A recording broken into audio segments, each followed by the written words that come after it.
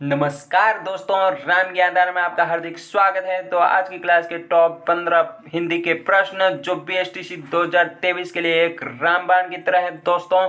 तो दोस्तों, game changer बनो। क्या बनो? गेम चेंजर, क्योंकि दुनिया पहले से ही खिलाड़ियों से भरी हुई है।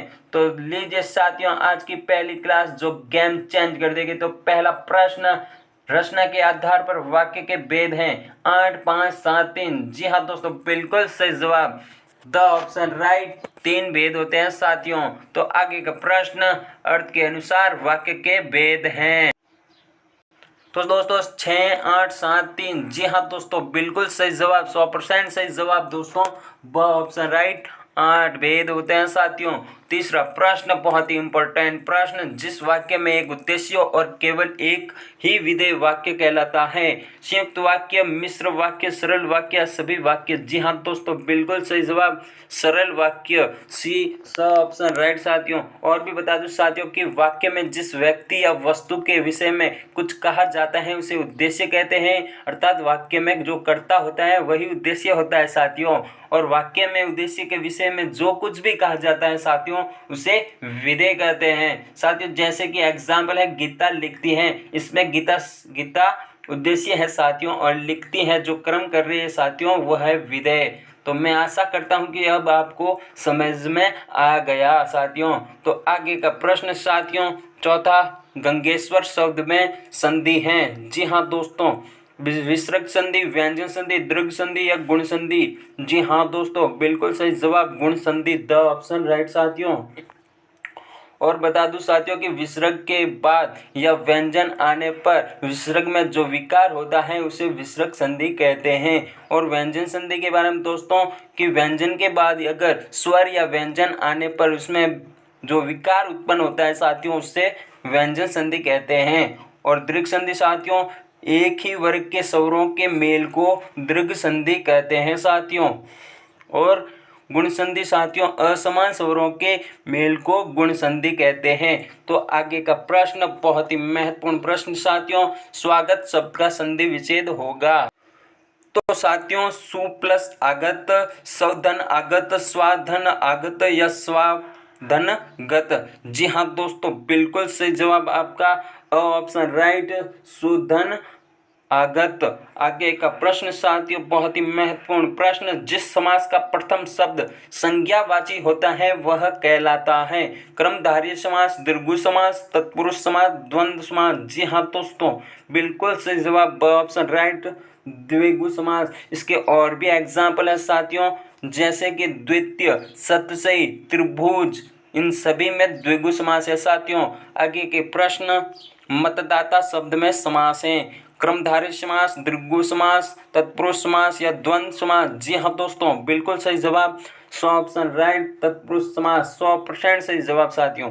8वां प्रश्न, अत्याचार शब्द में कौन सा उपसर्ग जुड़ा हुआ है? अति, अत, अंत या अत्य। जी हाँ दोस्तों, बिल्कुल सही जवाब आपका, ऑप्शन राइट, अति साथियों। आगे का प्रश्न, संकल्प शब्द में उपसर्ग हैं सम या सम या सन या साम। तो जी हाँ दोस्तों, बिल्कुल सही जवाब आपका ब ऑप्शन राइट साथियों। और इसमें सम उपसर्ग से जुड़े शब्द और भी हैं साथियों, संगम, संगति, संबोधन ये आदि शब्द हैं साथियों जो सम उपसर्ग से बने हैं। आगे का प्रश्न साथियों, किस शब्द में आ उपसर्ग का प्रयोग नहीं हुआ है? जी हाँ दोस्तों, बिल्कुल सही जवाब आपका, ऑप्शन राइट साथियों, आराधना। आगे का प्रश्न दोस्तों, 11वां, पंजाबी शब्द में प्रत्यय हैं अभी, बी, ई या कोई नहीं। तो जी हाँ दोस्तों, बिल्कुल सही जवाब आपका, 100 ऑप्शन राइट साथियों। इसमें ई प्रत्यय है साथियों।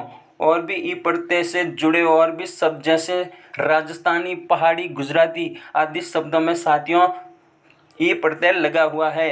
तो आगे का प्रश्न साथियों, निम्नलिखित में से देशज शब्द का उदाहरण है। जी हाँ दोस्तों, खुरपी, जादू, रज्जू या बेटा। जी हाँ दोस्तों, बिल्कुल सही जवाब आपका ऑप्शन राइट, खुरपी। और भी देशज शब्द बता दूं साथियों आपको कि लोटा, कटोरा, डोंगा, डिबिया, खिचड़ी, खिड़की, पगड़ी, जूता, ये आदि शब्द साथियों देशज शब्द हैं साथियों।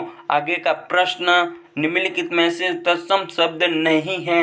कलोल, अखेट, कर्ण या सेठ। जी हाँ दोस्तों, बिल्कुल सही जवाब आपका द ऑप्शन राइट, सेठ, जो तत्सम शब्द नहीं है। बाकी के तीनों तत्सम शब्द हैं साथियों। आगे का प्रश्न साथियों 14वां, भाषा संबंधी भूल को कहते हैं? पाप, अपराध, द्रोह या त्रुटि। जी हाँ दोस्तों, 100% सही जवाब त्रुटि, द ऑप्शन राइट साथियों इसमें। आगे का प्रश्न साथियों और अंतिम प्रश्न, पत पत्य युग्म का अर्थ है साथियों रास्ता। पत यानी रास्ता या पत्य यानी रोगी का भोजन।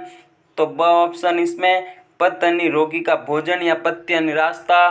तो जी हाँ दोस्तों, आपका बिल्कुल सही जवाब है ऑप्शन राइट साथियों। इसमें पत का अर्थ होता है रास्ता और पत्य का होता है रोगी का भोजन। जी हाँ दोस्तों, तो आज की क्लास यहीं समाप्त होती है साथियों। तो साथियों, राम ज्ञान धारा चैनल पर जो है आज के 15 प्रश्न जो हिंदी के थे वो बहुत ही इम्पोर्टेंट प्रश्न है साथियों।